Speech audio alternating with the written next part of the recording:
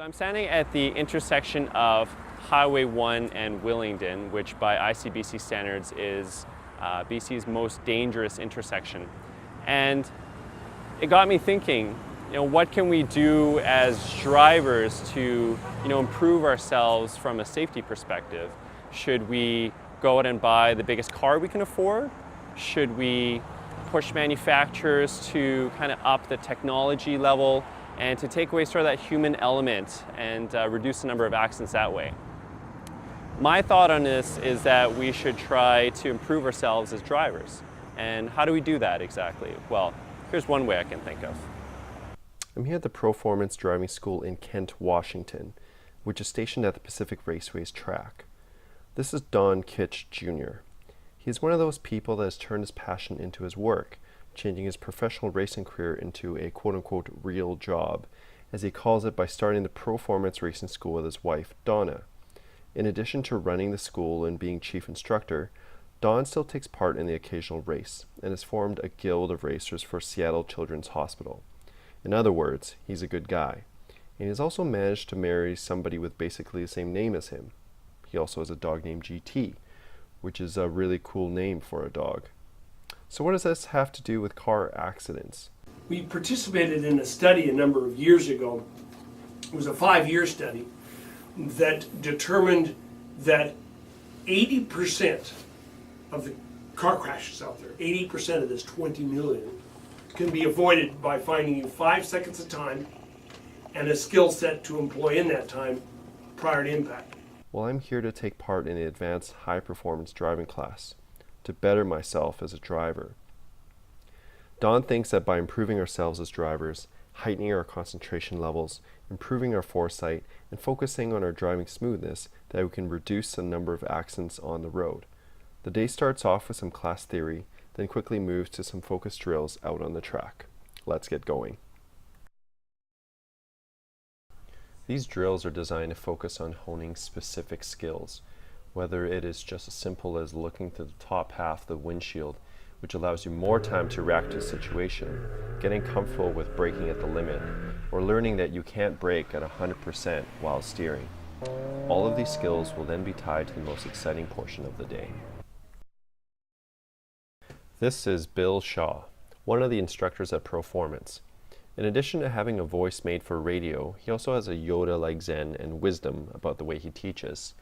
He'll be sitting with me to coach me around the racetrack and to help me combine all the skills we practiced in the drills into one cohesive format on the track. This is really exciting. Yeah. Well, we'll get out here and we'll get some stuff done today. No question about it. So how long have you been driving and racing for? 13 years. Okay. 13 years. And I started out, I just wanted to go as fast as I could go once in my life, with no baby carriages, no cross traffic, no policemen, no kids in the road.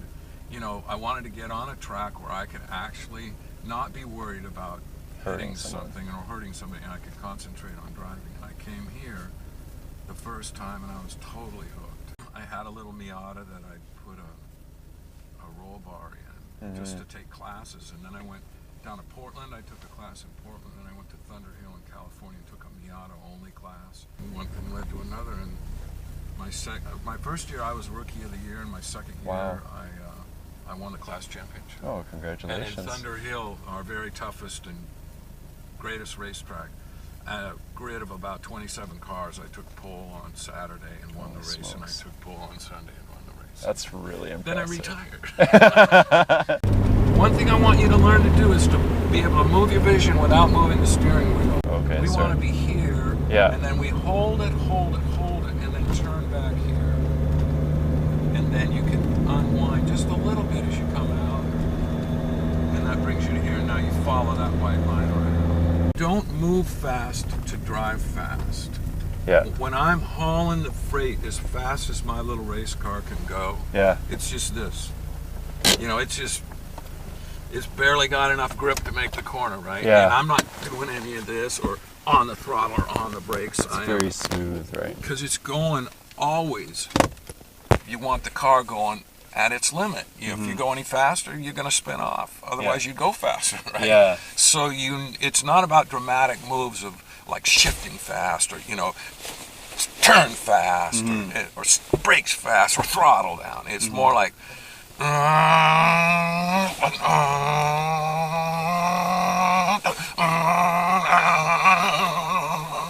There's a certain like rhythm to it. Right? There's a rhythm. If I can get a 1/10 of a second a lap for 18 laps and a 1/10 of a second out of 1 minute and 45 seconds, if I can steal a 1/10 of a second, right? And I can do that every lap, I'm 1.8 seconds ahead of the guy who's behind me, which means, boom, boom, I win. Yeah. The first step on, and what I want you to do is learn skills that when you want to go to the next step, these skills are right in place, and all you have to do is develop them. In between runs, Don would take us to various parts of the track to impart a few words of wisdom before we headed back out. Remember, your car has 3 sets of brakes: foot brake, hand brake, and the steering wheel. When you've got the steering wheel turned, the car's working against itself. Get a little wheel out of the car anywhere you can. And anywhere you can get all wheel out of the car, like 3B, where you go down the hill, you turn right, you go down the hill a little more, you turn left, you're all crossed up like this. The quicker you can get those wheels pointed straight, the better off the car is going to be, the happier the car is going to be. Cars don't like this, where you, go car, go! The car says, I would love to go. Could you help me a little bit? Okay, so this is my third run, and by this time I was starting to get a good feel for the track and a good understanding of the driving line, when on this corner I see a flash of red. Wait, is that a Lotus Exige S? Excited by the prospect of chasing a Lotus Exige S, I thought, what if I could catch up to it? The Lotus Exige S is in some ways similar to the Mazda Miata I was driving in the sense that they're both powered by 1.8 liter engines, both are rear-wheel drive, both emphasize lightweight and finesse over outright power, and both are pared back, raw sports cars. Where they differ is performance and price tag. This mid-engine supercharged Lotus Exige S here makes around 250 horsepower, revs to over 8,000 RPMs, and gets to 60 in just 4 seconds. It also commands the sort of respect that my Miata never could. To me, this was a bit of a grudge match. I know this wasn't a race, but I couldn't help myself at the prospect of chasing down this car that I kind of wanted my car to be. And I thought that maybe if I tried a little harder or pushed a little harder, I could catch up to it. But in the act of doing this, I noticed that I was starting to miss the apexes, and my driving line got a little sloppy. I kind of lost sight of why I caught up to the Lotus in the first place. I was too focused on the result rather than what I was doing. I watched as this Lotus slowly slipped away. Afterwards, Bill had this to say.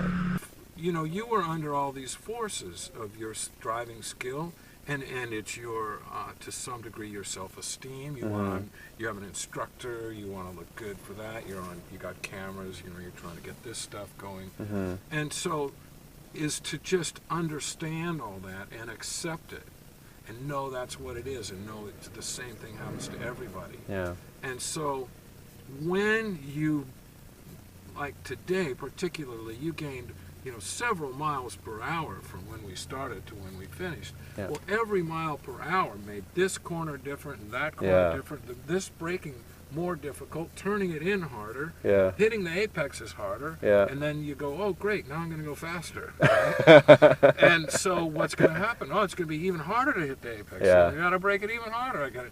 Right? Just accept that, and know that your job is to learn and to drive well. Okay. It's not to go fast. It's to be smart and keep your head down in the game. Yeah. And don't, like when you were chasing the Exige, both when it was chasing us and when you were chasing it, that's what happened there. It's not like, well, I screwed up, I let the Exige get in my mind, and I didn't drive as well. That's not the only thing that happened. That happened. That doesn't matter. you got a lesson from the exige about driving with somebody behind you. You see now, you've had the experience of what happens to my mind when I get past and I want to catch them. And because if you really want to catch them, trying harder, It's not going to it's work. not going to work. Yeah. Driving better is going to work. Yeah. This is a martial art, Mm-hmm. and we just use cars to do it. You don't go to the track to try to go faster. Going faster should be a product Yeah. of driving The better, process. of the process. Yeah. It's not a goal. Yeah. It's a result. Now, the goal should be to understand driving, drive as best as you can, Mm-hmm. improve your driving skills, and I promise you, you'll go faster. Yeah. If you just forget about it, you know. But it's what you did today was really good. I mean, in students, you're at the higher end of the students that Thanks. I teach. And I wouldn't give this lecture. I've never given this talk before because it wasn't really appropriate. But in your case, just try to become a better driver, and all Yeah. the rest will fall into Yeah. place. Right? It was a pleasure working with you. Thank you. So what have I learned from all of this? I learned to look further ahead on the road, which will give me more time to react to situations on the road. I learned to be smoother, which has the benefit of making me faster on the track. But on the street, this translates to better predictability for other people. Better gas mileage too. I also learned that by focusing and concentrating on what I am doing in the technique of driving rather than the end goal, I will become a better driver as a result. In short, I became a better driver. Not a world-class race car driver, but a better, safer one. And you know what? I had an absolute blast doing it. This is a world-class organization, and if you want to be a better and safer driver, this is the place for you. This is a bad thing I did today. What's that? I developed a new drug. No kidding. You are one of a long line of people that has gone down the rabbit hole.